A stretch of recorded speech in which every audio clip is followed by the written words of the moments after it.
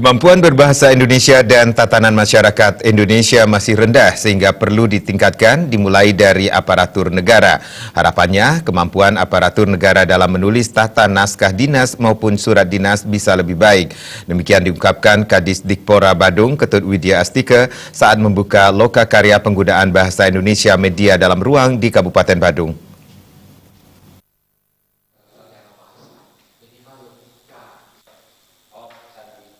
Menurut Kepala Dinas Pendidikan dan Olahraga Kabupaten Badung, Ketut Widya Astika, untuk mempertahankan bahasa Indonesia, segenap aparatur pemerintah harus melestarikannya tanpa melupakan bahasa daerah sesuai jati diri bangsa.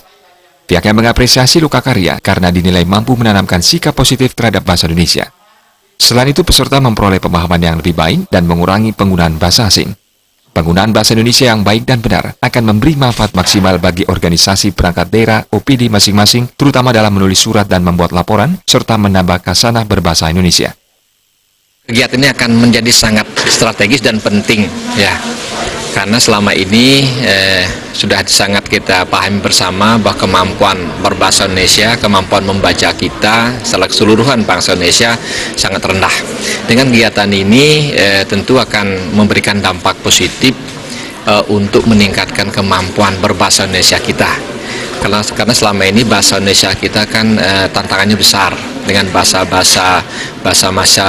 media dalam luar ruang itu yang sedemikian bagaimananya sangat variatif, ya. Sementara media dalam ruang itu harus berkaidah yang baku, bagaimana berbahasa Indonesia yang baik dan benar.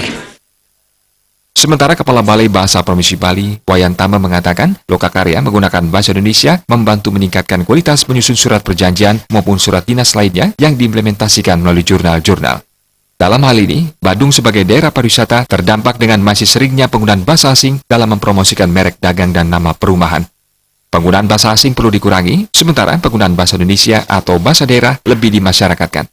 Dengan demikian, bahasa Indonesia dan bahasa daerah dapat dilestarikan dalam menjaga martabat bangsa.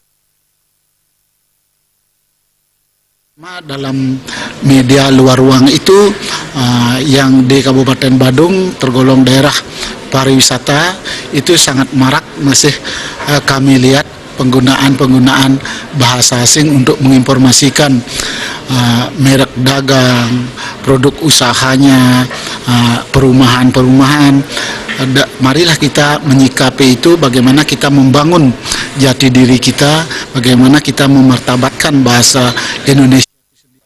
Lokakarya menampilkan 3 narasumber, yakni Dadang Swendar yang membawakan materi kebijakan bahasa nasional, Imade Madia dengan materi penggunaan bahasa Indonesia dalam surat dinas, dan Wayan Tama membawakan materi bahasa Indonesia dalam tata naskah dinas. Lokakarya yang berlangsung 2 hari diikuti oleh perwakilan OPD di lingkungan Pemkab Badung. Agus Sudiatmika, Bali TV.